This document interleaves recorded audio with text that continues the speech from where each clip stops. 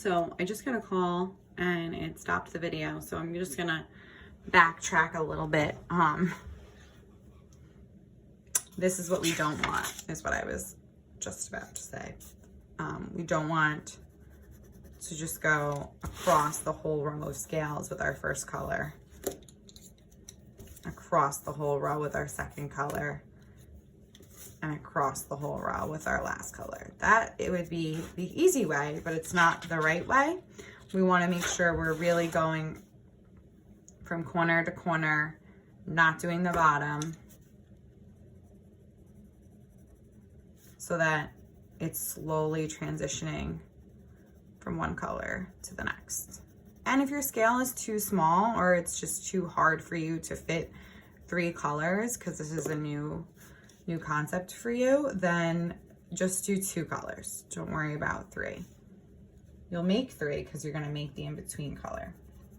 Okay, but the important thing to remember here is overlap.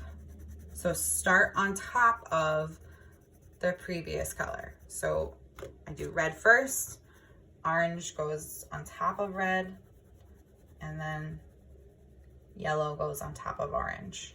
And if you need to go back and forth, especially with colored pencils, a few times, then that's what you need to do, and that's okay.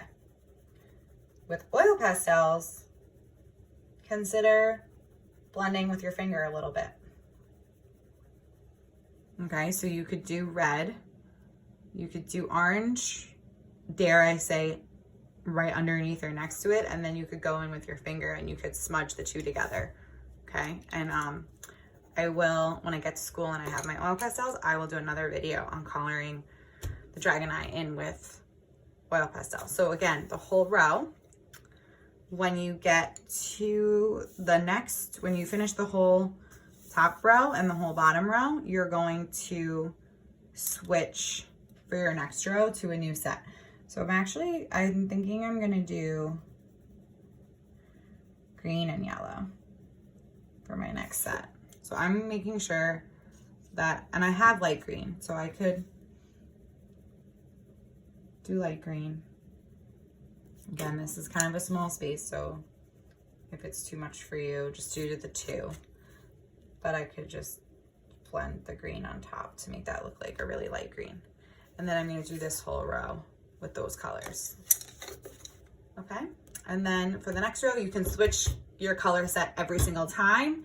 You can only switch between the 2 if you want that to be your pattern. Like, these are my colors for all my small rows of small scales, and these are my colors for all my large scales. I can do that. If I want to throw in a 3rd set of blue for medium scales, I can do that. We're saving the eyelid and the center of the eye for last, okay? But I am going to put it in the video right now so that you have it. You're just gonna pretend the eyelid is one big scale. So corner to corner across the top.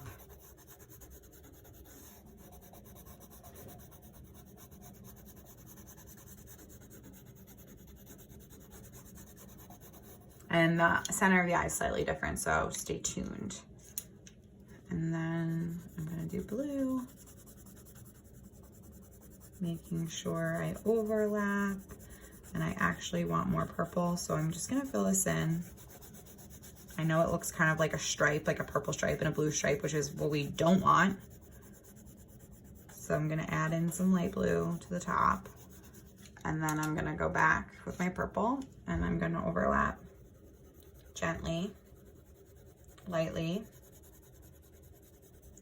so I can really slowly have it go from purple to blue. Be mindful of the direction you color in too, because colored pencils kind of reveal if you scribble and go in all different directions, or if you're kind of steady going back and forth. Okay, so now we can see it's starting. I'm not gonna do the whole thing because then it's just one color.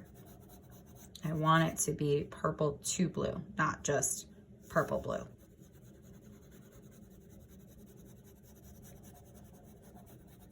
Okay, and I can do that for the bottom eyelid too.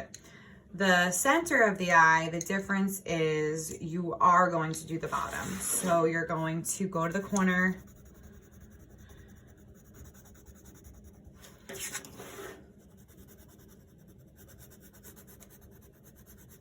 And don't forget, this is all one part. Even though it's separated right now by the pupil, this is all one part. So I'm going around my sides with red, and I'm going around the bottom this time. And then I'm gonna do the same thing on the other side, because this is one piece. You wouldn't want another color on the other side, because that's going to look confusing. It's not going to look connected.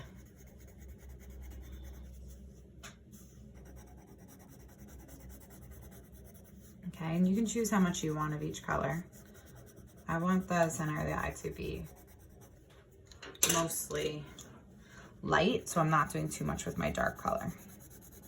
And watch me overlap that orange and create that red orange.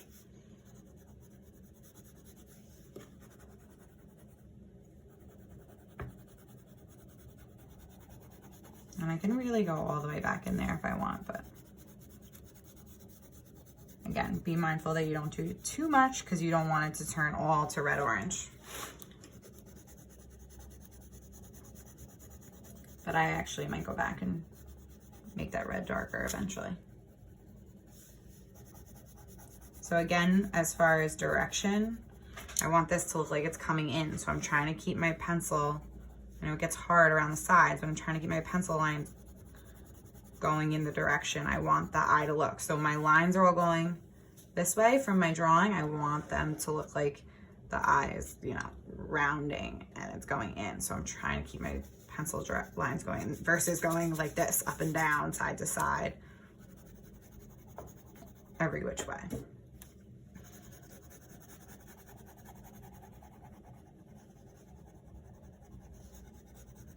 Don't worry about it if you get it on the Sharpie, you can always go over it.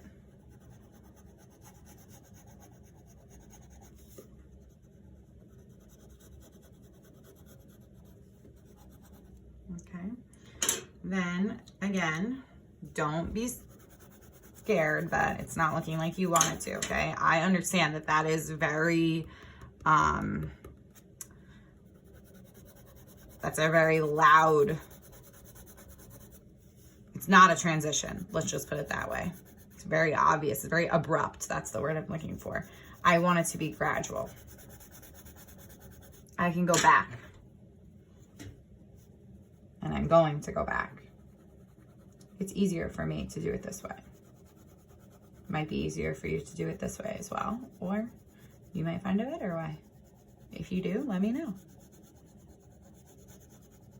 Okay? I just find it's easier to apply less pressure and kind of build it up, because I can't undo the hard pressure once it's done. But I can always add more on if I need.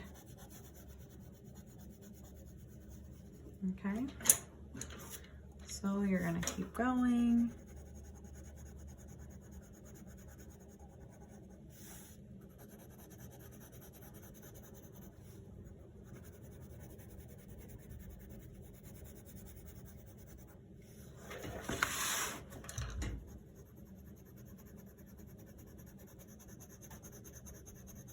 And this is why I tell you in the beginning to draw this part really big, because you can see how much work that was for all those scales, or how much work it's going to be.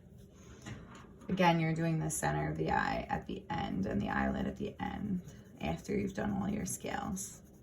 And you've gotten really good at those transitions.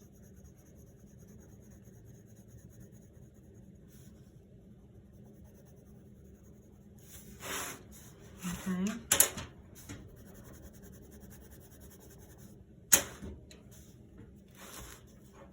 Hopefully this is still in view. Oh. Okay. Yeah.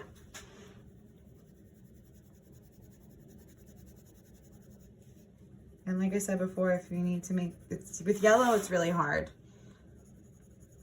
because it's light, you can see everything. So if you need to make it all go to yellow orange, and it's just lighter and darker versions of yellow orange, that's fine.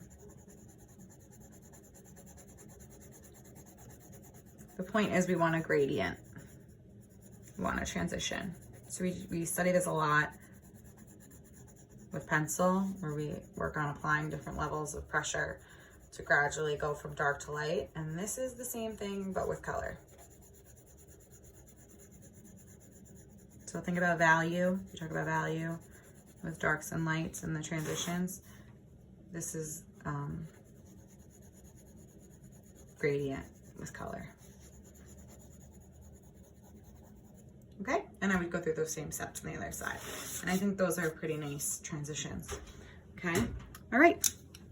Questions, write me in the comments.